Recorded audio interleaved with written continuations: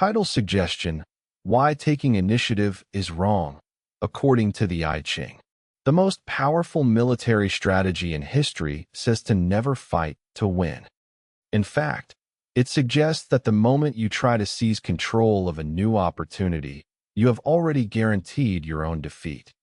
3,000 years ago, the sages of the Zhou dynasty recorded a warning for every leader who finds themselves in a position they did not create. They called it Hexagram 54, the Marrying Maiden.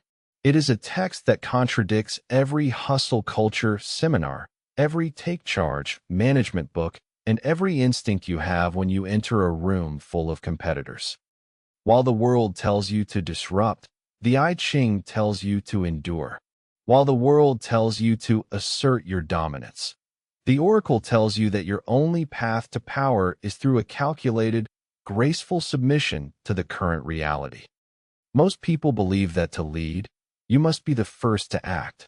The ancient strategist knows that the one who acts first is often the first to fall. Today, we decode the brutal, counterintuitive wisdom of the 54th hexagram, and why your greatest successes will come from the moments when you chose to be second. To understand the weight of this teaching, we must travel back to the 11th century before the Common Era. Imagine the Wei River Valley. The Shang dynasty, a civilization of blood and bronze, has ruled for centuries. They are decadent, powerful, and terrifying. The Zhou people, ancestors of the authors of the I Ching, were the underdogs. They were the subordinates. They lived in the shadow of a giant that could crush them at any moment. They did not have the military might to overthrow the Shang, at least not yet. The marrying maiden isn't just a metaphor for a wedding. It is a political reality. In ancient China, a marrying maiden was often a younger sister or a concubine sent into a powerful household to secure an alliance. She entered a world she did not own. She moved into a house where she had no rank. She was surrounded by rivals, and her survival depended entirely on her ability to navigate a hierarchy she had no hand in building. Think about your own life. Have you ever started a job where the old guard looked at you with suspicion? Have you ever launched a product in a market dominated by a monopoly? Have you ever joined a family through marriage or a team through acquisition? In those moments, you are the marrying maiden.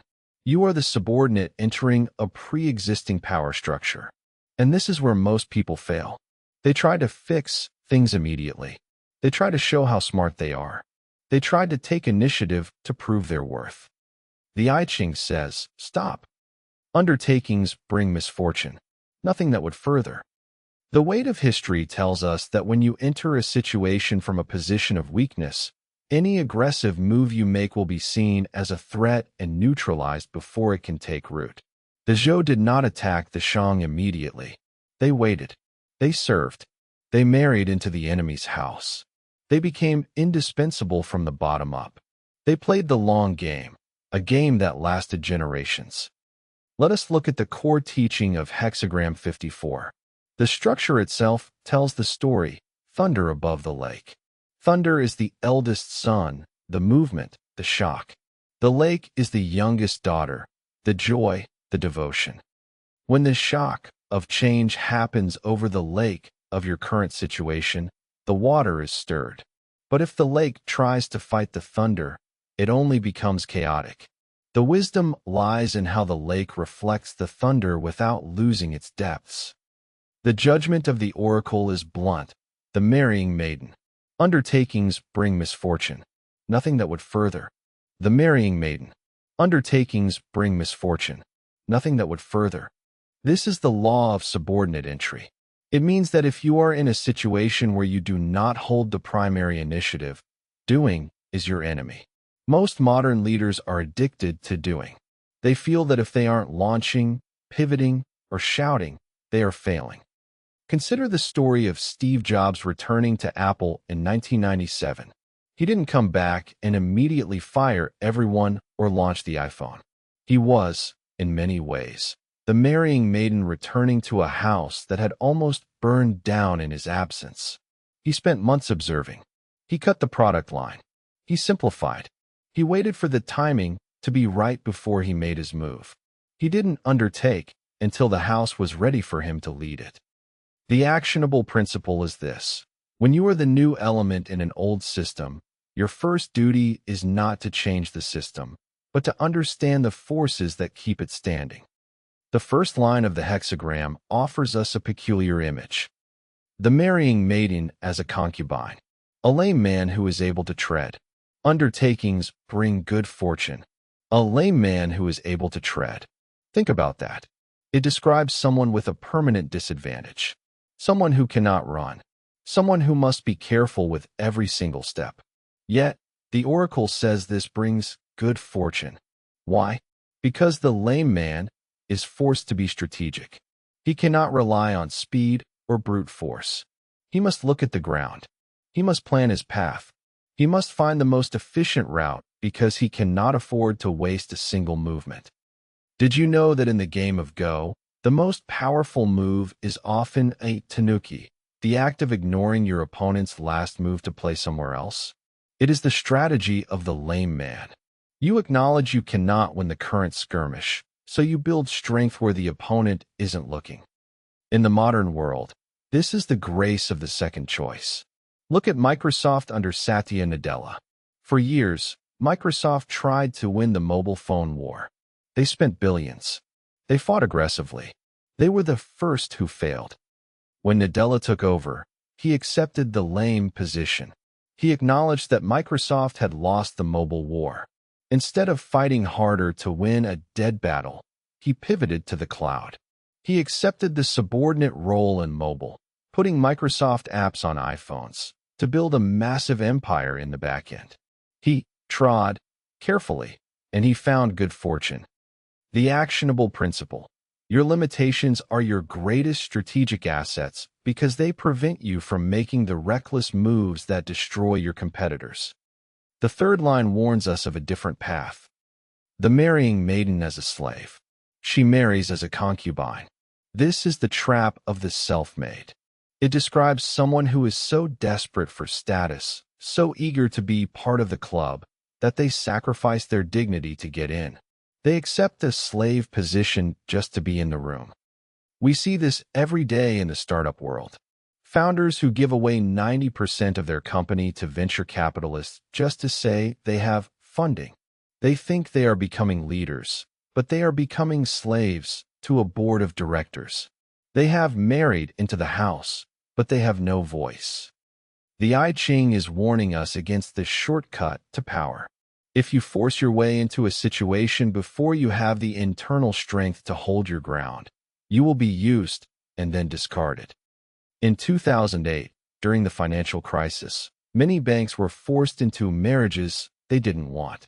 Some took government bailouts and became slaves to regulation and public outcry. Others, like JP Morgan Chase, waited. They had the perseverance of a solitary man. They didn't jump at the first offer. They waited until they could enter the room on their own terms. The actionable principle: never trade your long-term autonomy for a short-term seat at the table. If the terms of entry require you to lose your soul, the house isn't worth entering. Now, we come to the most beautiful and profound line of the 54th hexagram, the fifth line. The sovereign I gave his daughter in marriage. The embroidered garments of the princess were not as gorgeous as those of the serving maid. The moon that is nearly full brings good fortune. This is the hidden sovereign. It tells the story of a highborn princess who marries down or enters a household where she is technically subordinate. But look at her clothes. She does not wear her jewels. She does not flaunt her rank. Her serving maid is actually dressed more gorgeously than she is. The princess knows she has the power. She doesn't need to wear it. She doesn't need to remind everyone of her status. By dressing simply, by being humble, she removes the target from her back. She allows others to feel important while she quietly directs the flow of the household. The moon that is nearly full. Why not the full moon? Because the full moon is at the moment of its decline. The nearly full moon is still growing. It has the potential. It has the future. Think of the world's most successful investors. They don't drive Ferraris on Instagram. They don't wear embroidered garments. They live in the same house they bought 40 years ago. They are the nearly full moon. They keep their power hidden, which is exactly why they are never overthrown. The actionable principle: true power is quiet. If you have to prove you are in charge, you aren't. We have traveled through the philosophy. Now, we must move to the application. How do you live the wisdom of the marrying maiden this week? The world is loud. It demands that you speak, that you act, that you crush it. The oracle asks for something much harder: strategic restraint. Here are 3 concrete things you must do this week to apply the 54th hexagram to your career, your business, and your life. First, execute the 72-hour observation rule. If you are entering a new project, a new relationship, or a new conflict this week, do nothing for the first 72 hours. Not a single aggressive move. Not a single initiative. Your only job is to be the lake. Reflect everything. Absorb the thunder of everyone else's egos. Listen to what is not being said. Who holds the real power? Who is this serving maid dressed as a princess? Who is the lame man who knows the path? If you act in the first hour, you act on impulse. If you act after 72 hours, you act on data. The marrying maiden survives because she knows the layout of the house before she tries to move the furniture. Second, perform a subordinates audit. Be honest with yourself. In which areas of your life are you currently the underdog? Where are you the marrying maiden? Instead of resenting that position, lean into it. Acknowledge your lameness. If you are a small business, stop trying to act like a corporation. If you are a junior employee, stop trying to act like the CEO. Use your subordinate position to do the things the masters of the house cannot do. They are too big to be fast. They are too proud to be humble. They are too full to grow. Find the one task that everyone else thinks is beneath them, and do it with the grace of a princess. Become the nearly full moon by being the most reliable person in the room, without ever demanding credit. Third, the silent pivot. The 54th hexagram warns that undertakings bring misfortune. This does not mean you don't move. It means you don't undertake a frontal assault.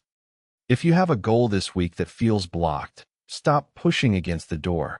The marrying maiden doesn't break the door down. She finds the person with the key and makes herself indispensable to them. Shift your energy from forcing the result to refining the process. If a client isn't buying, stop selling. Start helping. If a partner isn't listening, stop talking. Start observing. The moment you stop trying to win the argument, you gain the power to influence the outcome. Stop.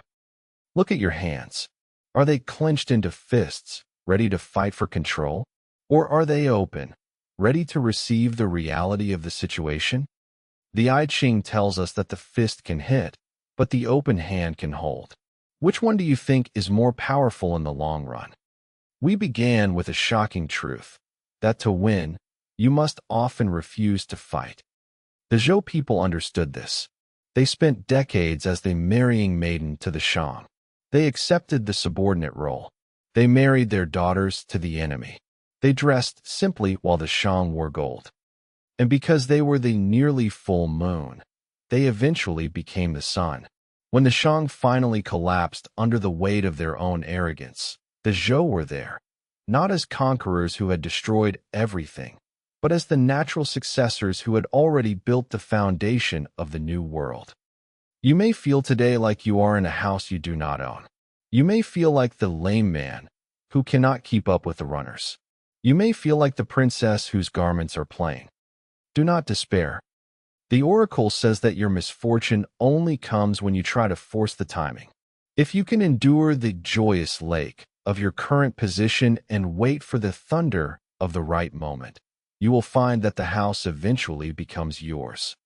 The wisdom of the 54th hexagram is just one of 64 paths to strategic mastery. If you are ready to stop undertaking and start leading, the link to the full Oracle playbook is below. In our next episode, We will look at hexagram 21, biting through, and how to handle the obstacles that refuse to move. Remember, power is a guest. It visits the patient. It avoids the frantic. Do not be the one who burns bright and fades fast. Be the moon that is nearly full.